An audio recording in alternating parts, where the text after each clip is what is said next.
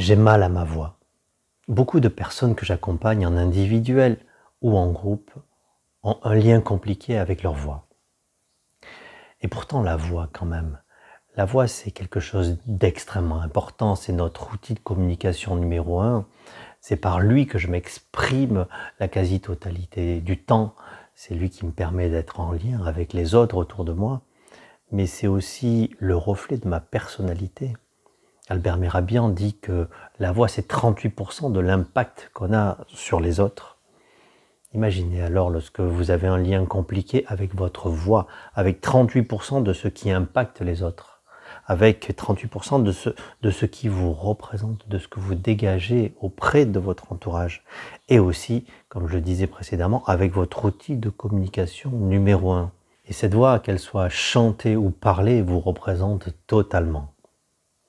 Alors, ce lien complexe avec la voix peut venir de différentes choses, mais très souvent vient de ce que j'appelle les traumatismes vocaux qu'on a pu avoir dans notre passé. Lorsqu'on était enfant ou adolescent, des réflexions de notre entourage, notre famille ou autres, désagréables, qui nous ont blessés jusqu'au plus profond de notre intimité vocale. Et à partir de là, notre inconscient conserve en lui que, mais en fait, cette voix n'est pas belle, cette voix n'est pas agréable, cette voix ne permet pas d'intégrer la tribu. Si on se souvient les besoins de Maslow, le troisième, c'est appartenir à une tribu. À partir du moment où on m'a dit tu as une voix moche, tu chantes faux, ainsi de suite, le message c'est avec ma voix, je suis rejeté de la tribu. Donc vous voyez le lien complexe que ça peut faire. Ensuite, il y a aussi parfois des impacts qui viennent sur l'expression. Comment ai-je été autorisé à prendre la parole dans ma famille lorsque j'étais enfant, ou encore aujourd'hui, peut-être dans mon couple? Comment je suis autorisé? Quelle est l'importance et la liberté de ma parole, de mon expression? Et souvent, ce qu'on voit, c'est que lorsqu'il y a quelque chose de complexe au niveau de l'autorisation de s'exprimer, souvent, on associe une difficulté au niveau de la voix.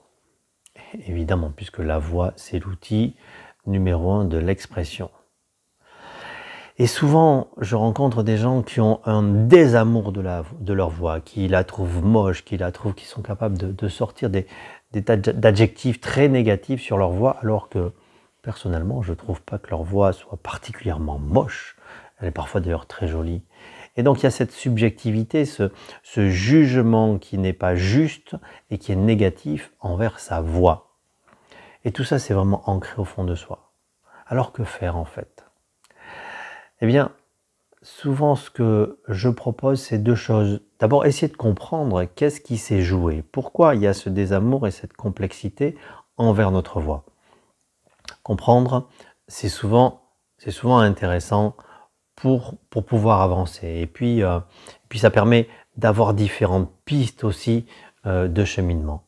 Ensuite, la deuxième chose que je propose, c'est entreprendre un chemin d'apprivoisement, de réapprivoisement et de réamour de sa voix.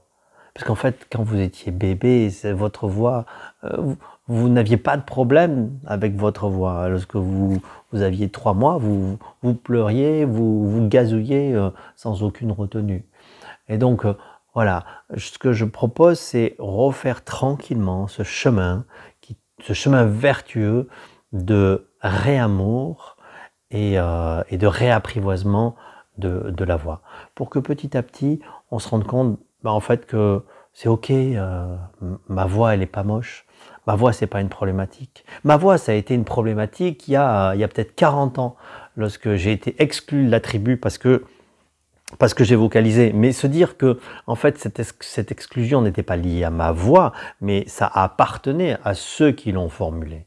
Et donc arriver à faire cette différenciation, je trouve que c'est quelque chose de très important. Et puis finalement, se réapprivoiser sa voix et retrouver l'amour de sa voix, c'est complètement en lien avec le réapprivoisement de soi et l'amour de soi, hein, puisque la voix, c'est quelque chose qui est fondamental dans notre personnalité. Imaginez un petit peu si vous n'aimez pas votre voix, la discordance et la tension que vous avez envers vous-même. Et donc moi j'invite toutes les personnes qui ont conscience de ça, parce que malheureusement souvent on n'a pas conscience.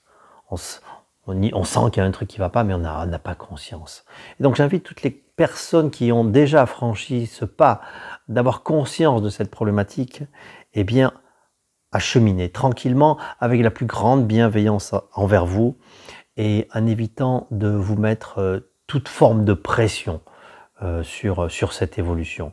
En se disant ça c'est ok. Et se dire aussi, il y a quelque chose d'hyper important, dédramatiser les choses, se dire qu'en fait, on est tous concernés par des mini-traumatismes vocaux, alors à différentes échelles, mais on a tous été réprimandés à l'école par nos parents, ainsi de suite, parce qu'on parlait fort, parce qu'on criait, ainsi de suite. Donc on a tous cette problématique d'une voix qui s'est étriquée dans le temps et qui a pu nous conduire vers une forme de désamour, bon, voilà, par ces traumatismes qu'on a connus dans notre enfance ou notre adolescence.